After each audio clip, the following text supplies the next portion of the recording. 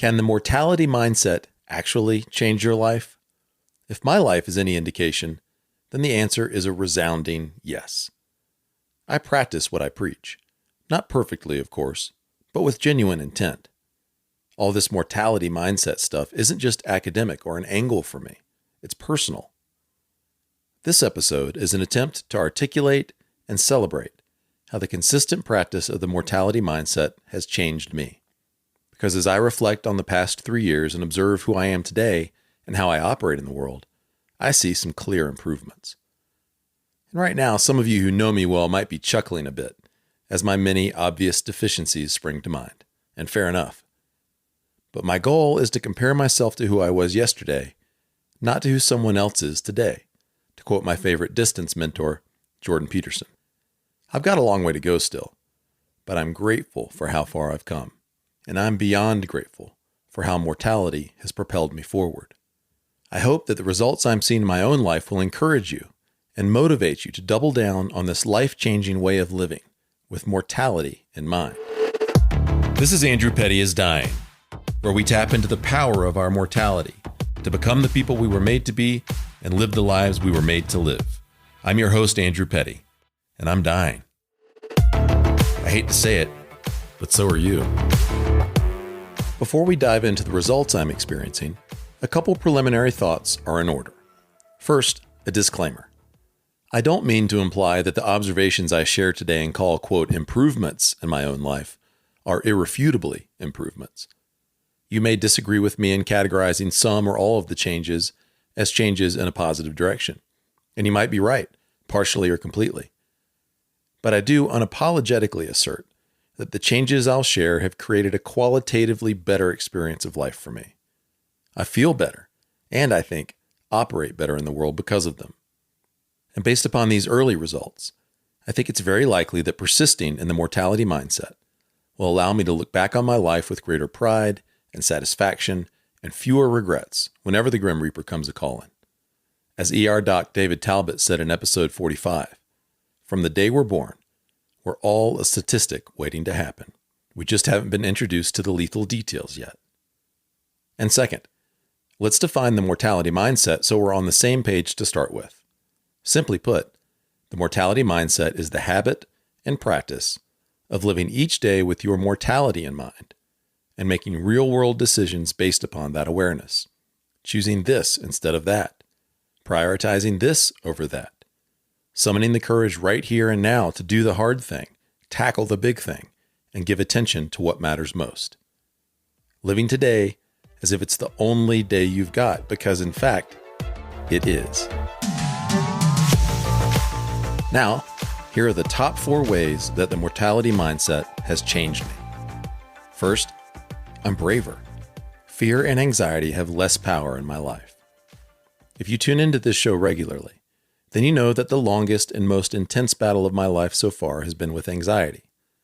A big turning point came a few years ago when, in desperation, I began to accept the anxiety rather than fight it.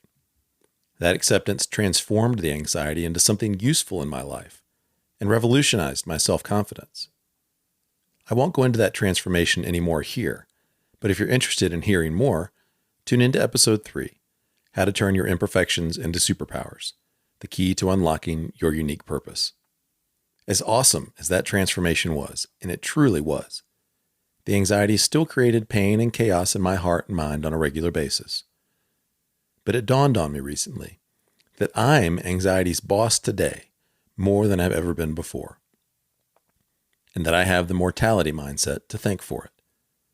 When I'm tempted to get stuck in an anxious thought pattern, the mortality mindset is right there, reminding me that life is short, and I can either waste some of it by getting sidelined by anxiety, or I can get on with living.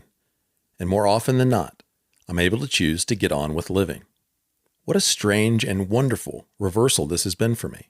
Where mortality was once a source of crippling anxiety, it has now become a source of healing and liberation.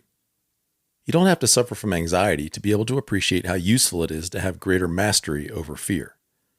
The mortality mindset is a powerful antidote to fear, if not possibly the most powerful antidote there is. Next, contemplating my future demise has helped me be more, quote, present today. If the idea of being present isn't overused and worn out, then I don't know what is. It seems like everyone's trying to be more present these days, and I suppose for good reason. But I get annoyed with terms like that get hijacked by the mainstream narrative and then converted into something that all of us ought to be doing more of. So I hesitated to use it, but I realized that it really does describe what I mean. And what I mean is that the here and now has more significance to me today than ever before. A few examples to make the point. When my boys beg me to wrestle with them after a long day, I'm more likely to do it. When we're enjoying a good meal in good company, I'm more likely to enjoy the food and drink heartily and less likely to be concerned about the impact on my waistline. In moments of conflict or tension with my wife, I'm more likely to see her as the wonderful human that she is, let down my defenses, and hug her than continue to press the attack. I'm less likely to work long hours and more likely to say, it'll still be there tomorrow. I'll come back to it then with fresh eyes. I have my friend Joe Harcel from episode 11, who was clinically dead for 30 minutes before coming back to life, to thank for helping me with that particular perspective. Overall, maybe it's accurate to say that I bring more heartiness to living than ever before. The mortality mindset has created this shift in me because when I fast forward to my demise, I'm persuaded that being here, now, with my family and friends, will be something I'm immensely proud of as I approach my last breath. Third, I have more clarity and conviction about how to spend my time and energy. I'm going to let that one stand on its own without a lot of unpacking, because it's as simple as that, and I think it's something that a lot of us could use more of. And here's the last change I'll highlight today. I'm more willing to speak the truth to myself and to others. By most conventional standards, I'm an honest guy. I pay my taxes, I pay my bills, I show up when I say I'm going to show up. But there's a kind of honesty that can elude me, and I know many of you too. It's that truth deep within us that we fail to acknowledge, and the truth about another that we fail to express. It's the thing we hide because we're afraid of what will happen if it becomes known. It's the thing we fail to say because we're afraid of the consequences if we do. I'm finding that I have much less tolerance for dishonesty in those areas than before, and much more willingness to acknowledge and speak the truth, at least insofar as I'm able to discern it. Life is simply too short to deal in half-truths and shrink away from necessary conflict. And the truth is, the absence of visible conflict may not truly be the absence of conflict. It may just be the avoidance of underground conflict that needs to be brought to the surface in order for new growth to be possible. My coach, Amy Musson, gave me an awesome tool for truth-telling. It's been revolutionary in my own life, and I deploy it often with my own clients.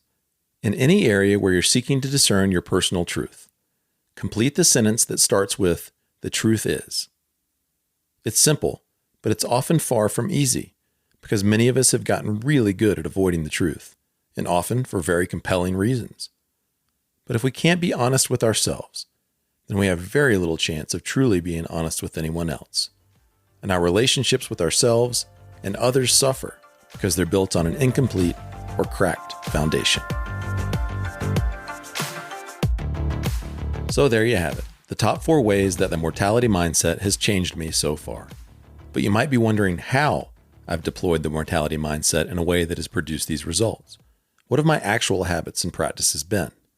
First, my practice of the mortality mindset has included the graveyard group, or TGG.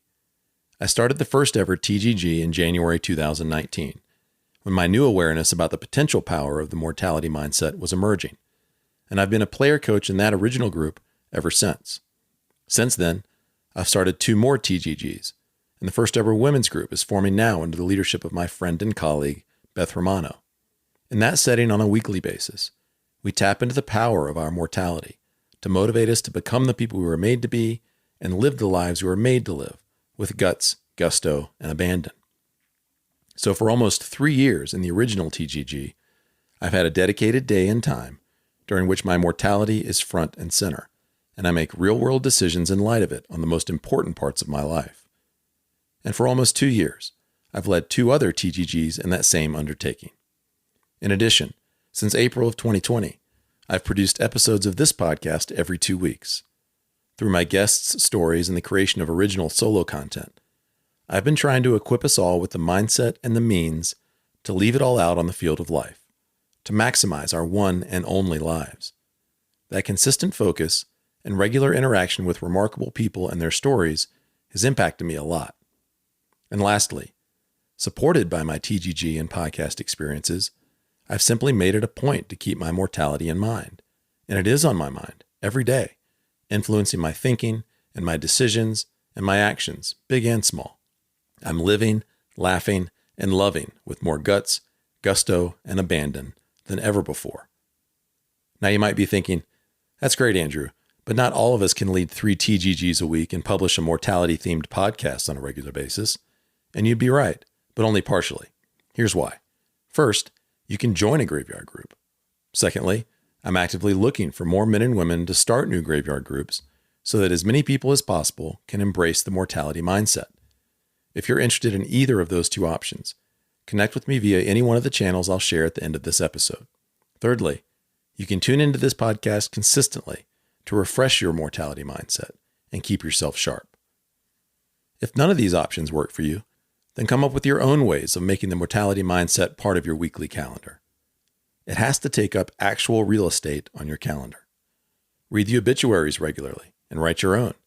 Take walks in your local cemetery. Befriend someone at a retirement community and learn from their perspective in their twilight years. But whatever you do, don't ignore your mortality. As Ecclesiastes 7:2 says, death is the destiny of everyone. The living should take this to heart. I think this is the underlying transferable lesson. We don't have to wait for an actual encounter with mortality to approximate the impact of one in our lives. We can embrace habits and practices that keep the pressure of our mortality in our conscious awareness on a daily basis. And that pressure can motivate us to live with more guts, gusto, and abandon now. My experience testifies to this fact. Remember, you are going to die, but you're not dead yet. So get after it. How is the mortality mindset changing you? I'd love to hear from you. Message me on Facebook, Instagram, or LinkedIn at Andrew Petty Coach, or email me at andrew@digdeepwinbig.com. I'm so glad you tuned in today. Don't forget to follow this show, and I'll see you next time on Andrew Petty is Dying.